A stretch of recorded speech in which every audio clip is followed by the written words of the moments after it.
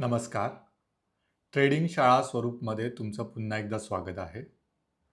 नवीन वर्षाच्या तुम्हाला खूप खूप शुभेच्छा. आज हे जे आपलं 2026 वर्ष सुरू होत आहे, ते वर्ष सुरू होताना आपण काही रिझॉल्यूशन करत असतो, काही ठरवत असतो, की आपण या गोष्टी अचीव्ह करण्याचा प्रयत्न करणार. तसंच आपल्याला एक ट्रेडिंगचा प्लॅन पण ठरवावा लागेल, की यावर्षी आपण काय-काय करणार आहोत किंवा कोणत्या-कोणत्या गोष्टींकडे फोकस करणार आहोत. ओके. किंवा आपण मागच्या वर्षात काय चुका केल्या, त्या यावर्षी आपल्याला नाही करायच्या आहेत. या सगळ्या गोष्टींकडे आपण यावर्षी फोकस करणार आहोत. सो त्याच्यासाठी आपल्याला एक रिझॉल्यूशन बनवणं गरजेचं आहे. बरोबर?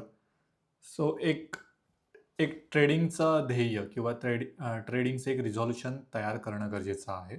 सो तुम्ही सुद्धा कमेंटमध्ये मला सांगू शकता, की यावर्षी तुम्ही स्वतःला ट्रेडिंगमध्ये कुठं पाहत आहात? यावर्षीचा तुमचा ट्रेडिंगचा रिझॉल्यूशन प्लॅन तुम्ही आमच्यासोबत शेअर करू शकता. सो आजचा जो आपला टॉपिक आहे, तो न्यू इयर ट्रेडिंग प्लॅन किंवा ट्रेडिंग रिझॉल्यूशनवरचाच आहे. ओके. ज्याच्यामध्ये तुम्ही काय-काय गोष्टी यावर्षी करणं गरजेचं आहे किंवा यावर्षी कोणत्या गोष्टींवर तुम्ही फोकस करणं गरजेचं आहे, हे थोडंफार मी तुम्हाला सांगण्याचा प्रयत्न करणार आहे. 2025 मध्ये मे बी तुम्ही ट्रेडिंग सुरुवात केली नसेल किंवा तुमचा सुरू करण्याचा प्लॅन असेल, पण काही कारणास्तव तुम्ही तो करू नाही शकला किंवा तुमची ट्रेडिंगची जर्नी स्टार्ट झाली आहे, पण तुम्ही तुम्हाला कळत नाही आहे काय चुका होत आहेत किंवा तुम्ही चुकांचं ॲनालिसिस नाही केलं आहे.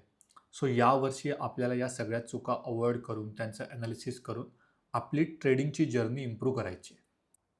आता ट्रेडिंग 2026 मध्ये तुम्हाला कोणत्या गोष्टी करायच्या आहेत, ओके, किंवा तुमचा ट्रेडिंग प्लॅन काय असला पाहिजे किंवा मेनली तुम्हाला कोणत्या गोष्टींवर फोकस करायचा आहे, हे तुम्हाला मी या व्हिडिओमध्ये सांगणार आहे. ओके. एक म्हणजे तुमचं माइंडसेट. ओके. माइंडसेटवरती तुमचा कंट्रोल असला पाहिजे. खूप महत्त्वाचं आहे. कारण ट्रेडिंगच्या जर्नीमध्ये तुम्ही किती पण अभ्यास करा, किती पण करा, पण जर तुमचा माइंडवरती कंट्रोल नसेल, तर तुम्ही अननेसेसरी चुका करून बसता, ओव्हर ट्रेडिंग करता. सो त्याच्यामुळे तुमचा भावनांवरती कंट्रोल असला पाहिजे. ओके. म्हणजे राग, कुठेतरी तुम्हाला ट्रेड घेताना भीती वाटत आहे किंवा तुम्ही एखादा ट्रेड घेतला, नुकसान झालं, तुम्हाला खूप राग येत आहे किंवा मग आत्ता पैसे कमवले, तर मग तुम्हाला असं वाटतं की अजून एक ट्रेड घेऊन पाहू. सो तुमचा लोभ वाढत आहे. या सगळ्या गोष्टीवर म्हणजे राग, भीती, लोभ या तिन्ही गोष्टीवर तुम्हाला कंट्रोल मिळवायचा आहे. खूप गरजेचं आहे. आत्ता तुम्हाला कदाचित ही गोष्ट कळणार नाही, पण जसे तुम्ही 6 महिने स्पेंड कराल, तेव्हा तुम्हाला या गोष्टी कळून येईल की तुमचा भावनिक कंट्रोल किती आवश्यक आहे. ओके. त्याच्यानंतर तुम्ही लॉसमध्ये होप करू नका. म्हणजे जर तुम्ही लॉस करत असाल, तर ठीक आहे, एक्सेप्ट करा आणि तिथं तो ट्रेड एक्झिट करा. ओके. सो ही गोष्ट करणं फार महत्त्वाची आहे. ओके. आणि तुम्ही जेव्हा ट्रेडिंग डायरी मेंटेन करता, ओके, जर तुम्ही करत नसाल, तर ती ट्रेडिंग डायरी कशी मेंटेन करावी, हे तुम्हाला मी सांगणार आहे. सो तिथं तुम्ही लिहून ठेवू शकता, की आज मी ही चूक केली.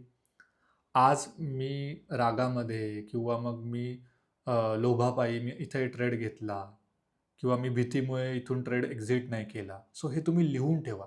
तुमचा भावनिक दृष्टिकोन काय होता त्या ट्रेडच्या मागचा, तो तिथं तुम्ही क्लिअर कट लिहून ठेवा आणि स्वतःच लिहा, की ही चूक मी पुन्हा करणार नाही. कारण जोपर्यंत तुम्ही लिहीत नाही, तोपर्यंत तुमच्या इथं ते बिंबवलं जाणार नाही. सो सुरुवात करा. हळू तुम्हाला हे खूप बालिश वाटेल, पण हे करणं फार गरजेचं आहे. सायकॉलॉजी आपली किंवा मानसिक जो आपला थॉट प्रोसेस आहे, ती अशीच चालते.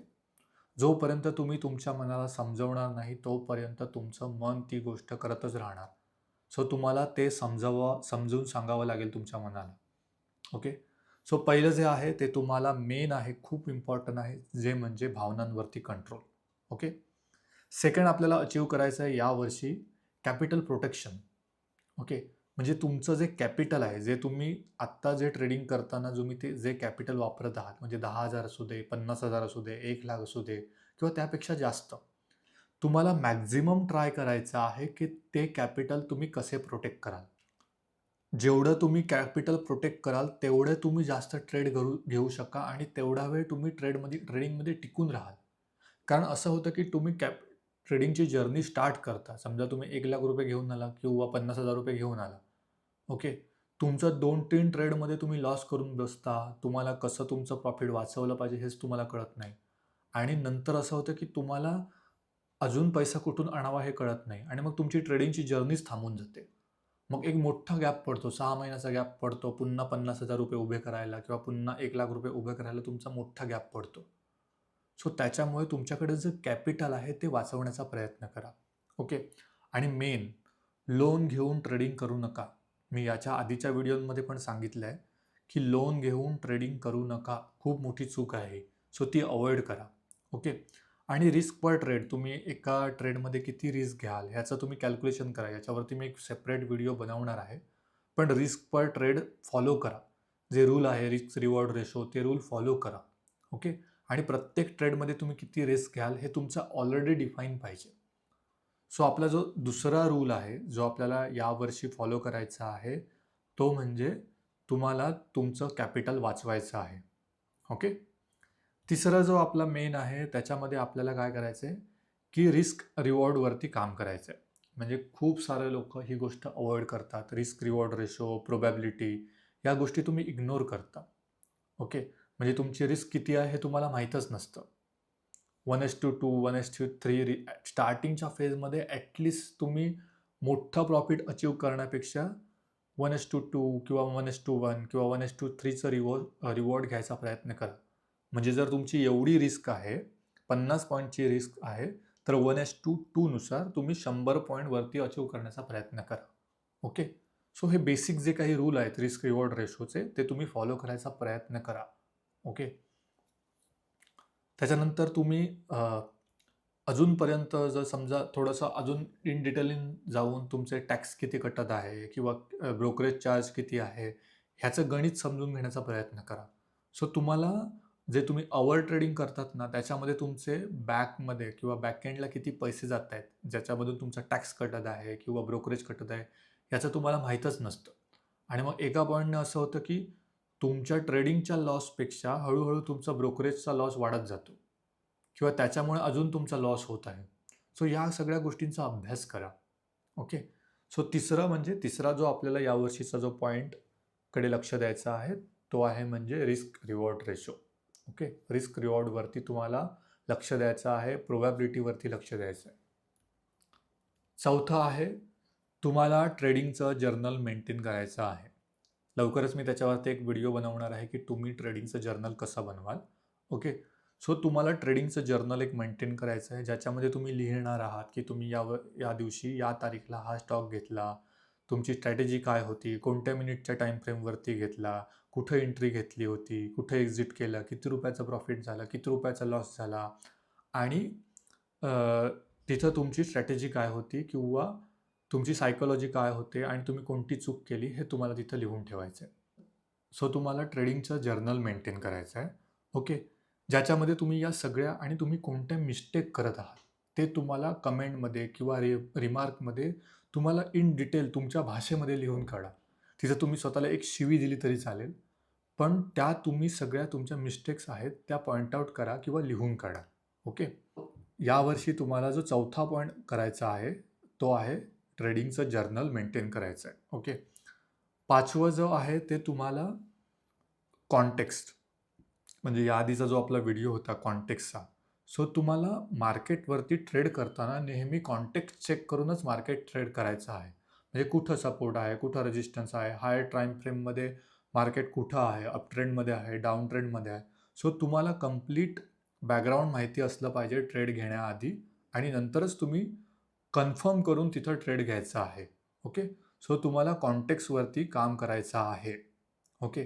या काही गोष्टी तुम्ही आत्ता डिफाईन करून ठेवा आणि हे रूल डिफाईन करून ठेवा की यावर्षी तुम्ही या 5-6 पॉईंटकडे लक्ष देणार आहे आणि तुमचं ट्रेडिंगची जर्नी इम्प्रूव्ह करणार आहे. ओके. आपल्याला ट्राय करायचा आहे, जर तुम्ही लॉसमध्ये असाल तर तुम्ही लास्ट इयरला जो लॉस केला आहे त्याच्यापेक्षा एकतर कमी लॉस करायचा आहे किंवा तुम्हाला प्रॉफिटेबल व्हायचं आहे. सो या सगळ्या गोष्टींकडे तुम्हाला फोकस करायचा आहे. ओके. 6वा जो आहे तो आहे म्हणजे मल्टिपल स्ट्रॅटेजीनुसार तुम्ही काम करू नका. जर तुम्ही ॲक्च्युली स्ट्रॅटेजीनुसार करत असाल तर एका सिंगल स्ट्रॅटेजीवरती काम करा किंवा प्राईज ॲक्शनला फॉलो करा. मी तर म्हणेल तुम्ही प्राईज ॲक्शननुसार ट्रेडिंग करा आणि प्राईज ॲक्शनला फॉलो करा. जर तुम्ही अजूनपर्यंत पण प्राईज ॲक्शनवरती समजून घेतला नसाल तर तुम्ही माझे व्हिडिओ पहा, तुम्ही अभ्यास करा, समजून घ्या प्राईज ॲक्शन काय आहे आणि प्राईज ॲक्शननुसार ट्रेडिंग करा. ओके. 7वा जो आहे तो आहे म्हणजे डिसिप्लिन. तुम्ही डिसिप्लिन असाल किंवा तुम्ही कोणता पण ट्रेड घेताना जबरदस्तीने ट्रेड घेऊ नका. म्हणजे प्रत्येक दिवशी उठून तुम्ही ट्रेडिंग केलंच पाहिजे. जबरदस्तीने एखादा ट्रेड घेता आहात, तिथं काही प्रॉपर एंट्री नाही आहे, तरी पण तुम्ही एंट्री करत आहात, असं नाही. वेट करा. प्रॉपर सेटअप व्हायचा वेट करा आणि मगच एंट्री करा. ओके. सो डिसिप्लिन राहा. जे तुम्ही रूल ठरवत आहात त्या रूलला पण तुम्ही डिसिप्लिन राहा. ओके. आणि मार्केट बंद झाल्यानंतर तुम्ही ट्रेड शोधत राहू नका. अरे यार, मी हे केलं पाहिजे होतं, ते केलं पाहिजे होते. मार्केट बंद झालं, बंद. रात्री जाऊन ॲनालिसिस करा. ओके. सो तुम्ही जे काही रूल डिफाईन करत आहात त्या रूलला तुम्ही स्टिक राहा, डिसिप्लिन राहा. कारण मार्केट करताना तुम्ही डिसिप्लिन असणं फार गरजेचं आहे. ओके.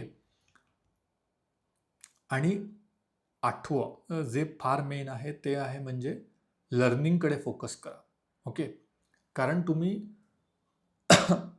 मार्केट करता करता शिकत आहात, पण अजून कोणत्या गोष्टी आहेत ज्या तुम्हाला माहिती नाही आहेत, कोणत्या गोष्टी तुमच्या चुकत आहेत, त्याच्याकडे फोकस करा.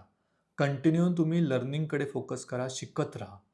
जेवढं शिकत राहाल, जेवढ्या गोष्टी समजून घेत राहाल, तेवढ्या तुमच्या गोष्टी क्लिअर होत जाईल. ओके. वेळ द्या, मार्केटला वेळ द्या, मार्केट समजून घेण्याकडे लक्ष द्या. ओके. तुमचा एक ट्रेडिंगचा प्लॅन बनवा. यावर्षी तुम्ही स्वतःचा एक ट्रेडिंगचा प्लॅन बनवा. हे जे मी तुम्हाला रूल सांगितले आहेत ते रूल फॉलो करा. एक ट्रेडिंगचा प्लॅन करा आणि ते फॉलो करायचा प्रयत्न करा. ओके. ट्रेडिंगचा प्लॅन म्हणजे काय, की मी कोणत्या मार्केटमध्ये ट्रेडिंग करणार आहे. पहिलं इक्विटीमध्ये करणार आहे की F&Oमध्ये करणार आहे. त्याच्यानंतर कोणती स्टाईल तुम्ही निवडणार आहे. स्टाईल म्हणजे इंट्राडेमध्ये करणार आहात की स्विंग ट्रेडिंगमध्ये करणार आहात. त्याच्यानंतर रिस्क पर रिवॉर्ड किती असला पाहिजे तुमचा, किती पर्सेंटचं तुम्ही रिस्क घेणार आहात. ओके. त्याच्यानंतर मॅक्झिमम ट्रेड किती असले पाहिजे तुमचे डेचे. स्टॉप म्हणजे 2 लॉस झाल्यानंतर तुम्ही स्टॉप करताय की नाही. ओके. त्याच्यानंतर स्ट्रॅटेजी काय वापरली होती, entry rule, exit rule. So तुम्ही तुमचं कंप्लीट एक ट्रेडिंगचं प्लॅनिंग बनवा. सो हे जे मी तुम्हाला रूल सांगितले आहेत, हे यावर्षी तुम्हाला कंपल्सरी फॉलो करायचे आहेत. ओके. कारण हे बेस्ट इयर आहे. 2026 नवीन वर्ष सुरू होत आहे आणि बेस्ट टाईम आहे की अजूनपर्यंत तुम्ही जर हे रूल फॉलो करत नसाल तर या रूलकडे फोकस करा. जे मी 7-8 रूल सांगितलेत ते तुम्ही फॉलो करायचा प्रयत्न करा, त्याच्यानुसार चालायचा प्रयत्न करा. तुम्हाला सक्सेसफुल होण्यापासून कोणीच अडवू शकत नाही जर तुम्ही हे सगळे रूल फॉलो केले तर. ओके. स्वतःवरती विश्वास ठेवा. तुम्ही अचीव करू शकता. स्वतःवर विश्वास ठेवा. उगाच स्वतःला टोचत राहू नका किंवा उगाच स्वतःबद्दल निगेटिव्ह विचार करणं बंद करा. आजपासून सुरुवात करा की मी नेहमी पॉझिटिव्ह विचार करेन. ओके. सो यस, आपल्याला यावर्षी हे सगळे पॉईंट फॉलो करायचे आहेत. ओके. आपल्याला प्रॉफिटेबल व्हायचं आहे. ओके. तुम्ही लिहून ठेवा कुठंतरी की 2026 यावर्षी मी प्रॉफिटेबल ट्रेडर होणार. ओके. कारण सायकोलॉजी काम करत असते. तुमचा विश्वास असो वा नसो, पण तुम्ही लिहा, करा किंवा ह्या ज्या ॲटलिस्ट या ज्या गोष्टी सांगितल्यात त्या फॉलो करा. आणि कमेंटमध्ये तुमचा प्लॅन सांगा. यावर्षीचा तुमचा प्लॅन काय आहे किंवा तुम्ही कोणत्या चुका अवॉइड करणार आहात, हे तुम्ही बिनधास्त कमेंटमध्ये टाका. कळू दे, सगळ्यांना कळू दे. काहीच लाज नाही आहे. ओके. सो तुम्ही तुमचं यावर्षीचा 2026चा ट्रेडिंग प्लॅन तुम्ही बिनधास्त शेअर करा आणि आमच्यासोबत शेअर करा कमेंटमध्ये. ओके. सो येस, आपण भेटू पुढच्या व्हिडिओमध्ये. पुन्हा एकदा तुम्हाला या नवीन वर्षाच्या खूप खूप शुभेच्छा. ओके. तुमचं आरोग्य, तुमची संपत्ती खूप याच्यामध्ये खूप भरभराट होऊ दे. तुम्हाला एक उदंड आयुष्य लाभू दे. ओके. सो येस, भेटू आपण पुढच्या व्हिडिओमध्ये. तोपर्यंत थँक्यू.